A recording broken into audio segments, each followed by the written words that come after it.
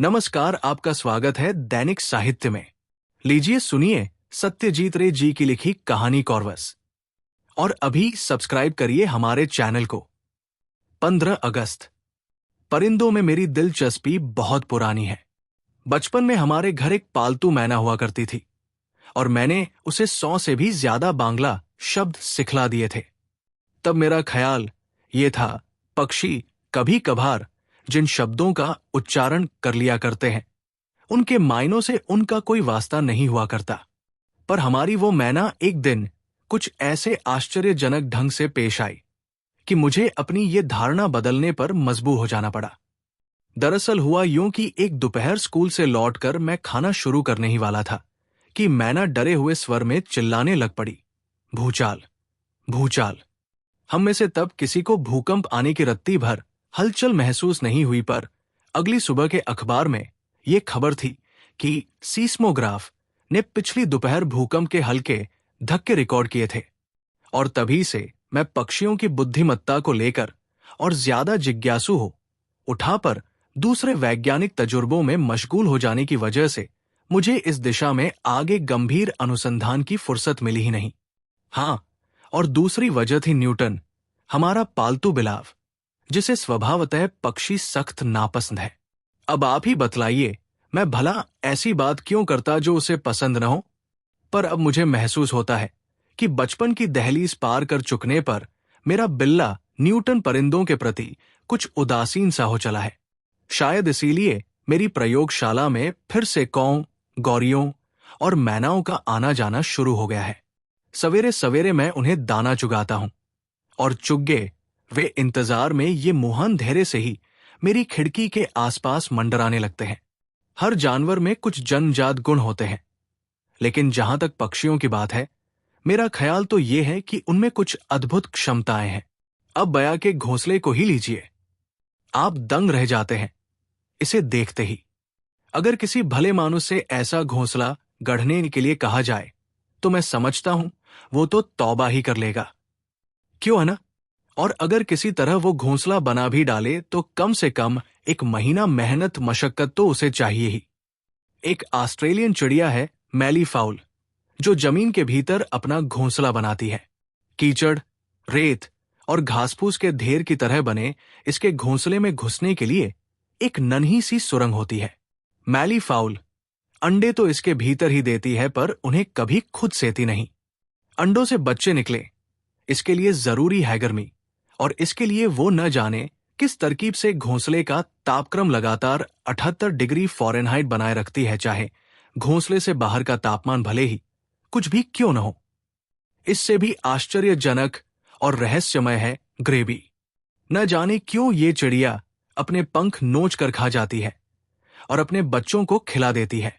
ग्रेबी जब पानी में कोई खतरा मंडराता देखती है तो अत्यंत रहस्यमय तरीके से एकदम हल्की होकर शरीर की सारी हवा बाहर निकाल देती है। नतीजा ये होता है कि भार कम हो जाने के वजह से ये पानी में गर्दन तब डूबी आराम से तैरती रहती है। हम सब चिड़ियों के दिशाज्ञान, गिद्ध की पैने दृष्टि, बाज की शिकारी वृत्ति और कोयल की कूक से खूब परिचित है। मैं कई दिनों से सोच रहा हूं कि पक्षियों की तरफ ही अब क्यों न अपना थोड़ा बहुत ध्यान केंद्रित करूं। सोच रहा हूं कि क्या उन्हें उनके जन्मजात गुणों से आगे भी नई चीजें सिखलाई जा सकती है। क्या आदमी की बुद्धि और समझदारी जैसी कोई चीज उनमें पैदा की जा सकती है। क्या ऐसी कोई मशीन बनाना संभव है जो ऐसा कर दिखलाए। 20 अगस्त। पक्षियों को सिखलाने पढ़ाने वाली मेरी मशीन बनाने का काम चल रहा है। मेरी आस्था मामूली तौर तरीकों में है। मेरा यंत्र भी बहुत मामूली ही होगा। इसके 2 हिस्से होंगे। पिंजरे की तरह का एक भाग तो होगा पक्षी के रहने के लिए, और दूसरे हिस्से से होगा विद्युत संपर्क, जो पक्षी के मस्तिष्क में बुद्धि की लहरें प्रसारित करता रहेगा। पिछले 1 महीने से मैं ध्यानपूर्वक उन पक्षियों का अध्ययन कर रहा हूं जो मेरी प्रयोगशाला में दाना चुगने के लिए आया करते हैं। कौवों, गौरियों और मैनाओं के अलावा कबूतर, कमेडिया, तोते और बुलबुल वगैरह यहां अक्सर देखने को मिल जाते हैं। पर इनमें से अगर किसी ने मेरा ध्यान आकर्षित किया है तो वो है कौआ। सीधा सादा सामान्य सा कौआ है ये। मैं इसे पहचानने भी लगा हूं। इसकी दाहिनी आंख के नीचे छोटा सा सफेद एक निशान है, जिससे ये आसानी से और तुरंत पहचान में आ जाता है। इसके अलावा दूसरे कौओं से इसका व्यवहार भी काफी अलग सा है। मैंने इसके अलावा किसी और कौए को पंजे के नीचे पेंसिल दबाए मेज पर लकीरें खींचते नहीं देखा। कल तो मैं इसकी हरकत देखकर आश्चर्य से ठगा सा ही रह गया। हुआ यूं कि मैं अपनी मशीन के काम में व्यस्त था कि कमरे में हल्की खरखराहट सी सुनाई पड़ी। देखा तो पाया ये हजरत माचिस के अधखुले डिब्बे से दियासलाई की एक सींग थामे उसे जलाने के लिए रोगन पर घिस रहे थे। अंततः मुझे उसे उड़ाने के लिए मजबूर हो जाना पड़ा, पर उड़ते समय इसने चोंच से जो विशिष्ट सी आवाज निकाली वह काव काव करने वाले किसी मामूली केवे की आवाज कतई नहीं थी। एक बार तो ऐसा लगा जैसे कौआ शैतानी से गा रहा हो। सचमुच बड़ा होशियार है ये। ऐसा ही पक्षी तो मैं अपने परीक्षणों के लिए चाहता हूं। आगे आगे देखते हैं होता है क्या। 2 सितंबर, मैंने अपनी ऑर्निथन मशीन बना डाली है। सवेरे से ये कौआ प्रयोगशाला में इधर उधर उछल कूद मचा रहा है। जैसे ही मैंने मशीन मेज पर रखी और पिंजरे की दरवाजा खोला, ये कौआ उछलकर अचानक भीतर जा घुसा। ऐसा लगता है कि ये पढ़ना सीखने के लिए बहुत बेताब है। भाषा का बुनियादी ज्ञान इसके लिए जरूरी होगा। इसलिए मैंने सोचा है कि पहले तो इसे बांग्ला की प्रारंभिक शिक्षा दूं। चूंकि सारे पाठ और निर्देश पहले से ही रिकॉर्ड किए हुए रखे हैं, इसलिए मुझे करना कुछ नहीं है, केवल कुछ बटन भर दबाने हैं।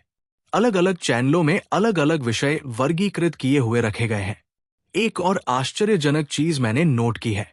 जब भी मैं मशीन का बटन दबाता हूं, कौए की सब हरकतें एकाएक रुक सी जाती है और इसकी आंखें मुदने लग जाती है। कौवे जैसे किसी चंचल पक्षी के लिए यकीनन कितनी अस्वाभाविक बात है न ये।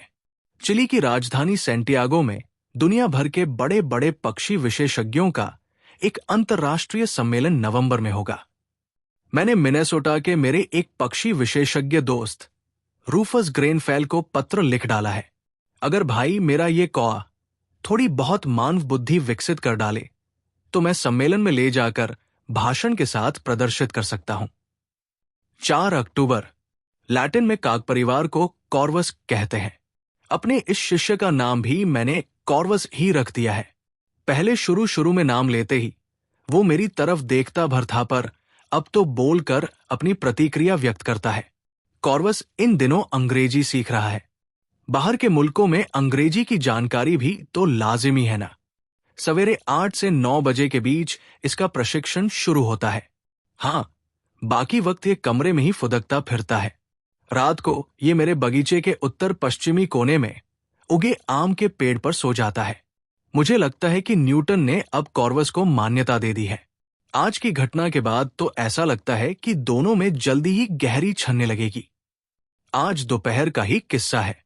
मेरी आराम कुर्सी के पीछे बिल्ला न्यूटन लेटा सुस्ता रहा था, पर कॉर्वस नदारद था।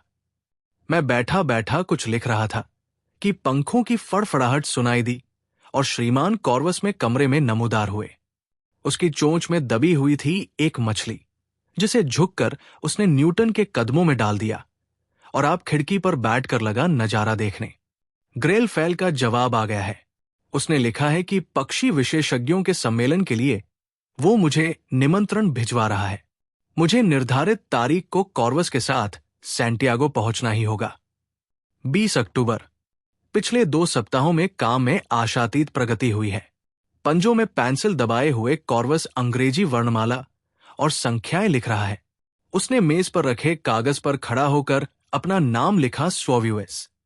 अब वो सीधी सरल जोड़ बाकी कर लेता है। उसे ये भी जानकारी है कि इंग्लैंड की राजधानी का क्या नाम है, यहां तक कि वो मेरा नाम भी लिख लेता है। पहले मैंने इसे माहों, तारीखों और दिनों के नाम सिखलाए थे।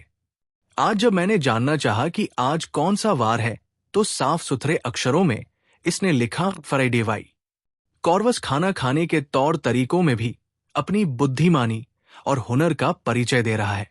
आज जब इसके लिए एक प्लेट में मैंने टोस्ट तथा दूसरे में जेली रखी, तो चोंच से इसने जेली टोस्ट पर लगाकर टुकड़ा मुंह में डाला। 22 अक्टूबर, अब इस बात का स्पष्ट प्रमाण मुझे मिल गया है कि कॉर्वस दूसरे आम कौओं से अलग रहना चाहता है। आज दोपहर को मूसलाधार बरसात हुई और मैंने देखा कि गड़गड़ाहट की आवाज के साथ ही शीशम का एक पेड़ उखड़कर धराशायी हो गया। जब बरसात रुकी और शाम हुई तो कौओं की कामकाम ने जैसे आसमान ही सिर पर उठा लिया। आस पड़ोस के सब कौए टूटे हुए पेड़ को घेर कर क्रंदन कर रहे थे। मैंने ये जानने के लिए कि आखिर माजरा क्या है, अपने नौकर प्रहलाद को भेजा। उसने बतलाया, साहब, पेड़ के नीचे एक कौआ मरा पड़ा है और इसी से दूसरे कौने चिल्पौ मचा रहे हैं। मैं समझ गया कि वो कौआ निश्चय ही बिजली गिरने से मरा होगा। ताज्जुब है, कॉर्वस ने न तो कमरे से बाहर कदम ही रखा और नहीं इस दुर्घटना से वो किसी तरह प्रभावित ही दिखा। वो तो अपने पंजों से पेंसिल दबाए प्राइम नंबर्स लिख रहा था। 3, 5, 7, 9, 11, 13। 7 नवंबर। कॉर्वस को अब दुनिया के वैज्ञानिक समुदाय के सम्मुख पेश किया जा सकता है। हालांकि पक्षियों को सिखाने की मिसालें बहुतेरी हैं, पर मैं नहीं समझता कि कॉर्वस के बराबर किसी पक्षी को कभी दीक्षित किया गया हो। आर्निथमेरी मशीन ने अपने काम को बखूबी अंजाम दिया है। गणित, भूगोल, इतिहास और प्राकृतिक विज्ञान के वे सवाल जिनका उत्तर संख्याओं के माध्यम से अथवा थोड़े बहुत शब्दों में दिया जा सकता है, कॉर्वस द्वारा हल किए जा सकते हैं। न केवल ये बल्कि उसने कुछ ऐसी मानवीय समझ भी विकसित कर ली है जो किसी पक्षी में मिलने का तो सवाल ही नहीं है। यकीनन ये चीज अपने अपन में बहुत अनूठी है। एक उदाहरण से ये बात और साफ हो जाएगी। आज मैं अपनी सैंटियागो यात्रा के लिए सामान बांध रहा था। जो कि ही मैं सूटकेस बंद करने लगा, मैंने पाया कॉर्वस मुझे थमाने के लिए पहले से ही अपनी चोंच में चाबी दबाए खड़ा था। कल ग्रेनफेल का एक पत्र और मिला है। आजकल वो सैंटियागो में ही है। सम्मेलन के आयोजक मेरी प्रतीक्षा कर रहे हैं। अब तक के आयोजनों में वैज्ञानिकों और विशेषज्ञों ने केवल नीरस भाषण ही दिए होंगे, पर किसी पक्षी का इस तरह जीवंत प्रदर्शन तो शायद पहली दफा ही हो। पक्षियों के मस्तिष्क के बारे में जो अनूठा अनुसंधान मैंने पिछले 2 महीनों में किया है, उसी पर सम्मेलन में मैं अपना शोध पत्र पढ़ूंगा। और सबसे बढ़कर कॉर्वस तो वहां होगा ही, जो आलोचकों की चोंच ही बंद कर देगा। 10 नवंबर। ये पंक्तियां मैं दक्षिणी अमेरिका की तरफ उड़ रहे हवाई जहाज में बैठा लिख रहा हूं। यहां केवल एक घटना का ब्यौरा दूंगा। ज्यों ही हम घर से चलने को हुए, कॉर्वस पिंजड़े से बाहर आने के लिए बहुत बेताब और बेचैन नजर आया। न जाने क्या चाहता था वह। मैंने आगे बढ़कर पिंजरे का दरवाजा खोल दिया। कॉर्वस तेजी से उड़कर मेरी लिखने की मेज तक गया और लगा उसकी दराज पर चोंच मारने। मैंने ज्यों ही दराज खोला तो देखा कि मेरा पासपोर्ट वहां पड़ा हुआ है। मैंने कॉर्वस के लिए एक नया पिंजरा बनवा लिया है। जिस तापमान पर कॉर्वस सबसे ज्यादा आराम में रहता है, वही तापमान इस पिंजरे में बरकरार रहता है। इसके भोजन के लिए मैंने पौष्टिक विटामिन युक्त कुछ गोलियां भी तैयार की है। कॉर्वस ने हवाई जहाज के हर एक यात्री का ध्यान आकर्षित किया है। शायद किसी ने भी आज तक कोई पालतू कौआ नहीं देखा। मैंने भी इसके चमत्कारी स्वरूप के बारे में किसी को कुछ भी नहीं बतलाया है। वैज्ञानिक सम्मेलन तक मैं इस चीज को गुप्त ही रखना चाहता हूं, और शायद कॉर्वस भी इसी बात को भांपकर सामान्य कौओं का सा ही व्यवहार कर रहा है। 14 नवंबर। Hotel Excelsior, Santiago. अभी रात के 11 बजे हैं। 2 दिन तक कुछ इस कदर व्यस्त रहा कि लिखने का फुर्सत मिली ही नहीं। मैं अपने भाषण तथा इसके बाद होने वाले सनसनीखेज घटनाक्रम का ब्यौरा ही दूंगा। संक्षेप में कहूं तो कॉर्वस ने मेरी शान में 4 चांद लगा दिए हैं। मुझे अपना लिखित भाषण पढ़ने में करीब करीब आधा घंटा लगा और 1 घंटा लगा कॉर्वस के सनसनीखेज प्रदर्शनों में। जो ही भाषण समाप्त कर मैं मंच से नीचे उतर कर आया, मैंने पिंजरे का दरवाजा खोल दिया और ठाठ से कॉर्वस महाशय मेज पर आए। महोगनी की उस लंबी शानदार मेज पर, जिसके पीछे एक कतार में समिति के सम्मानित सदस्य बैठे थे। कोने में पोडियम माइक से मैंने अपना भाषण दिया। भाषण खत्म होने तक कॉर्वस एक सूद भी अपनी जगह से नहीं हिला, किंतु भाषण के दौरान बीच बीच में उसने सहमति में अपनी गर्दन हिलाई उसे देखकर ऐसा लगता था मानो ध्यानपूर्वक सुनकर वो मेरी बात का समर्थन कर रहा हो। भाषण की समाप्ति के बाद सारा हॉल तालियों की भारी गड़गड़ाहट से गूंज गया। कॉर्वस भी पीछे ही थोड़े रहने वाला था। उसने भी चोंच से मेज थपथपाकर इसमें अपना योगदान किया। भाषण के बाद कॉर्वस के प्रदर्शनों ने तो बस समा ही बांध दिया। पिछले 2 महीनों में उसने जो कुछ सीखा था उसका गवाह थी वैज्ञानिकों की वो आश्चर्यचकित भीड़। लोगों ने एकमत से इस बात को स्वीकार किया कि अपनी जिंदगी में इन्होंने कभी इतने बड़े चमत्कार की आशा नहीं की थी। स्थानीय अखबार कॉरेरा डेल सैंटियागो ने चोंच में पेंसिल थामे कॉर्वस का सचित्र समाचार अपने सायंकालीन संस्करण के मुख पृष्ठ पर सुर्खियों में छापा था। अधिवेशन के बाद में ग्रेनफेल तथा सम्मेलन अध्यक्ष कॉवरूबियस के साथ सैंटियागो शहर की सैर के लिए निकला। सैंटियागो एक आकर्षक महानगर है जिसके पूर्व में एंडीज पहाड़ चिली और अर्जेंटीना राज्यों को 2 हिस्सों में बांटता शान से खड़ा है। कुछ देर बाद कॉवरूबियस ने कहा, तुम्हें अतिथियों के स्वागत में किए जाने वाले मनोरंजक सांस्कृतिक कार्यक्रमों के बारे में तो सूचना है ना? मैं चाहता हूं कि तुम आज रात चिली के मशहूर जादूगर ऑर्गस का प्रोग्राम जरूर देखो। उसकी खासियत यह है कि अपने कार्यक्रमों में वो पक्षियों से खूब काम लेता है। एकाएक मेरे कान खड़े हो गए। मेरी दिलचस्पी जगाने के लिए इतनी सूचना ही काफी थी। शाम ग्रेनफेल को लेकर मैं ऑर्गस का जादू देखने प्लाजा थिएटर जा पहुंचा। वस्तुतः ऑर्गस के प्रदर्शन में पक्षियों की भरमार है और मानना पड़ेगा कि बत्तखों, तोतों, कबूतरों, मुर्गियों, सारसों, मुर्गाबियों सबको काफी मेहनत के साथ काम सिखलाया गया है।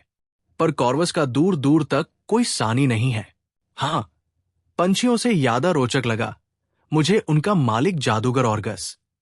तोते जैसी नुकीली नाक, चमकते हुए बीच में मांग काट कर बनाए हुए लंबे बाल और नाक पर टिका एक हाई पावर चश्मा। उसका कद शायद 6 फीट से भी कहीं लंबा था। काले लंबे लबादे से बाहर झांकती अपनी लंबी लंबी बाहों के बलबूते पर वो दर्शकों को मंत्रमुग्ध कर देने में कामयाब रहा।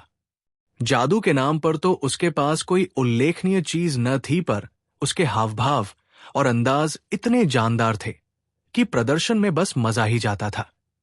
जादू के शो के बाद हॉल से बाहर निकलते समय मैंने अपने साथी ग्रेनफेल से मजाक में कहा, ऑर्गस ने तो हमें जादू का खेल दिखलाया है, तो क्यों न बदले में हम उसे अपना कॉर्वस दिखाएं। रात 9 बजे मैंने भोजन खाया और शानदार चिली कॉफी की चुस्कियां लेकर ग्रेनफेल के साथ होटल के बगीचे में कुछ देर चहलकदमी की। अपने कमरे में बिस्तर पर जाकर मैंने सोने के लिए बत्तियां बुझाई ही थी कि पास रखा टेलीफोन घनघनाने लगा। श्रीमान शोंकू? हां, मैंने जवाब दिया। मैं स्वागत कक्ष से बोल रहा हूं सर।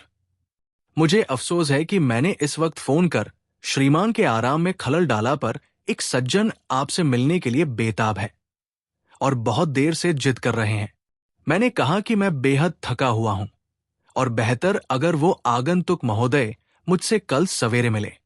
मैंने सोचा जरूर ये कोई सिरफिरा अखबारनवीस ही होगा। आज पत्रकारों को मैंने 4 लंबे लंबे इंटरव्यू दिए थे और उनके बेहुदा सवाल सुन सुन कर तो मेरे जैसे धीरजवान आदमी तक का सब्र का बांध टूट गया था। मसलन एक अखबारची ने तो मुझे यहां तक पूछा, और वो भी बहुत संजीदगी से, कि क्या हिंदुस्तान में कौओं की पूजा भी की जाती है। स्वागत कक्ष के रिसेप्शनिस्ट ने आगंतुक से कुछ बातचीत की और फिर कहा, श्रीमान ये कह रहे हैं कि ये आपका 5 मिनट से ज्यादा वक्त नहीं लेंगे, क्योंकि ये सवेरे कहीं और व्यस्त रहेंगे। ये कोई पत्रकार है क्या? मैंने सवाल दागा। नहीं सर, ये यहां के मशहूर जादूगर ऑर्गस है। ऑर्गस? मैं थोड़ा चौंका। नाम सुनकर उसे मिलने के लिए ऊपर बुलाने के अलावा मेरे पास अब कोई चारा ही न था। मैंने बिस्तर के सहारे लगा लैंप फिर जला दिया और उसका इंतजार करने लगा। कोई 3 मिनट बाद ही दरवाजे की घंटी बजी। मैंने दरवाजा खोला। मैंने आज तक इतना लंबा आदमी नहीं देखा था। ऑर्गस स्टेज पर करीब 6 फीट का लगता था, पर निकला 6.5। झुककर मेरा अभिवादन करने के दौरान भी वो मुझसे पूरा आधा फुट तो ऊंचा रहा ही होगा।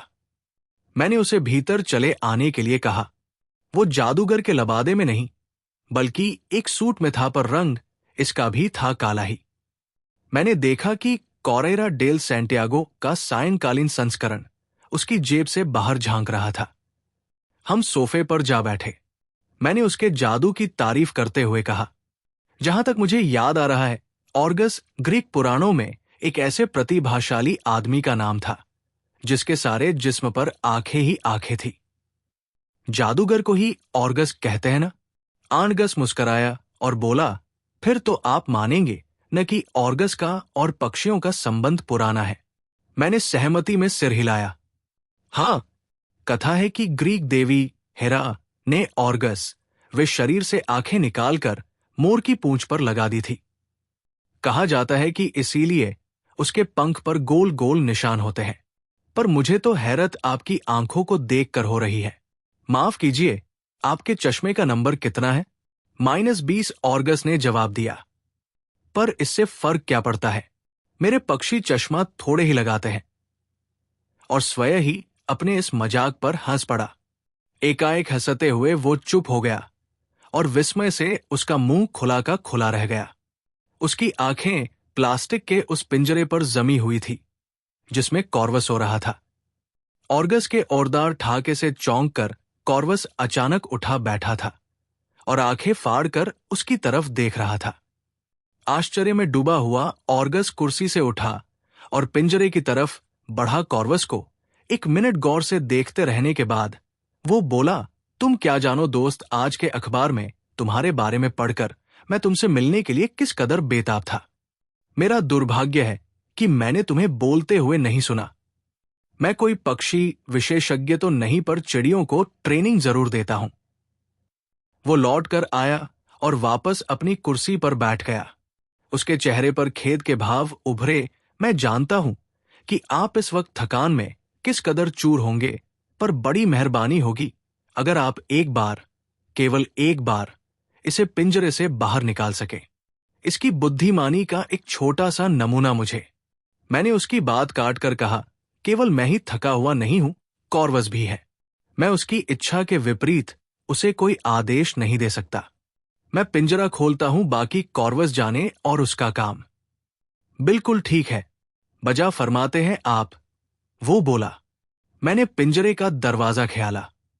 कॉर्वस बाहर आया, बिस्तर के सहारे लगे लैंप तक गया और अपनी चोंच से उसका स्विच दबा दिया। कमरा एकाएक अंधेरे में डूब गया। खिड़की से छन कर सड़क पार के होटल मेट्रोपोल की हरी रोशनियां भीतर आ रही थी। मैं चुप था। कॉर्वस दोबारा उड़ा और पिंजरे में जाकर अपनी चोंच से उसने दरवाजा बंद कर लिया। हरी नियॉन बत्तियों की हल्की रोशनी में ऑर्गस की सांप जैसी आंखें चश्मे के सुनहरे फ्रेम में चमक रही थी। ताज्जुब में डूबा वो स्तब्ध था। ऑर्गस समझ गया था कि कॉर्वस के बत्ती बुझाकर यो पिंजरे में लौट जाने का प्रयोजन क्या था। कॉर्वस आराम करना चाहता था। वो रोशनी नहीं, अंधेरा चाहता था, आराम से सोने के लिए। ऑर्गस के पतले होठों से अचानक निकला, कमाल है। अपने हाथ ठोड़ी के नीचे दबाए हुए वो अब भी हैरत में, अविश्वास में डूबा हुआ था। मैंने देखा उसके नाखून बहुत लंबे थे और सिल्वर रंग की नेल पॉलिश की वजह से वे हल्के अंधेरे में भी दमक रहे थे। बार बार जल बुझ रही रोशनियों के अक्स उसके जगमगाते नाखूनों पर पड़कर एक अजीब सा प्रभाव पैदा कर रहे थे। मुझे ये चाहिए, अंग्रेजी में ऑर्गस खरखराती आवाज में फुसफुसाया। अब तक वह मुझसे स्पेनी में बोल रहा था। अब उसकी आवाज में लालच का पुट नहीं बल्कि धमकी थी। मुझे ये पक्षी चाहिए, उसने दोहराया। मैंने चुप रहकर उसे घूरा। ऐसे में कहने को मेरे पास था भी क्या? मैं केवल इंतजार करने लगा कि आगे क्या कहता है वह। वो जो अब तक खिड़की की तरफ देखता रहा था, मुड़कर मेरी तरफ मुखातिब हुआ। जलती बुझती नियॉन बत्तियां अंधेरे उजाले के प्रतिबिंब कमरे में रच रही थी जहां ये नाटक चल रहा था। रोशनियां बुझ जाने पर वो जैसे कमरे से गायब हो जाता और जलने पर कुर्सी पर बैठा फिर दीख पड़ता, जैसे कोई इंद्रजाल हो। ऑर्गस ने अपनी तरफ उंगली का इशारा किया मेरी तरफ देखो प्रोफेसर, मैं ऑर्गस हूं। ऑर्गस, दुनिया का मशहूर जादूगर। अमेरिका के हर शहर में बेशुमार लोग मुझे जानते हैं, मेरे जादू के कायल हैं। अगले महीने मैं दुनिया भर में अपने जादू दिखलाने के लिए जा रहा हूं। Rome, Madrid, Paris, London, Stockholm, Tokyo, Hong Kong, सारी दुनिया के लोग मेरा लोहा मानेंगे। पर जानते हैं अब क्या होगी इस बार असली चीज? कौआ, यही भारतीय कौआ। प्रोफेसर, मुझे किसी भी कीमत पर यह चाहिए। यही कौआ। ऑर्गस अपने चमकीली नाखूनों वाली उंगलियों को मेरी आंखों के सामने कुछ ऐसे नचा रहा था मानो कोई संपेरा हो। मैं मन ही मन मुस्कराया। मेरी जगह अगर उस समय कोई दूसरा आदमी होता तो निश्चय ही उसके हाव भाव और आवाज से हिप्नोटाइज हो चुका होता और ऑर्गस पक्षी पर हाथ साफ कर जाता। पर मैंने से दृढ़ और स्पष्ट शब्दों में कह दिया कि उसका जादू मुझ पर नहीं चलने वाला। मैंने कहा, मिस्टर ऑर्गस, आप बेकार में अपना कीमती वक्त बर्बाद कर रहे हैं। मुझे हिप्नोटाइज करने की कोशिश करना बेकार है।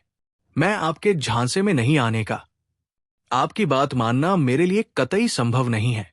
कॉर्वस मेरा शिष्य ही नहीं, मेरे बेटे के समान है। उसे कितनी मेहनत और लगन से मैंने तैयार किया है, मेरा दिल ही जानता है। प्रोफेसर, ऑर्गस मेरी बात काटकर एकाएक तीव्र स्वर में चिल्लाया, फिर उसका स्वर एक एक मंद पड़ गया। प्रोफेसर, क्या तुम्हें पता नहीं कि मैं करोड़पति हूं? इसी शहर के पूरब में मेरी 50 मंजिला इमारत है। मेरे यहां 26 नौकर और 4 कैडलक कारें हैं। मेरे लिए कोई चीज महंगी नहीं है।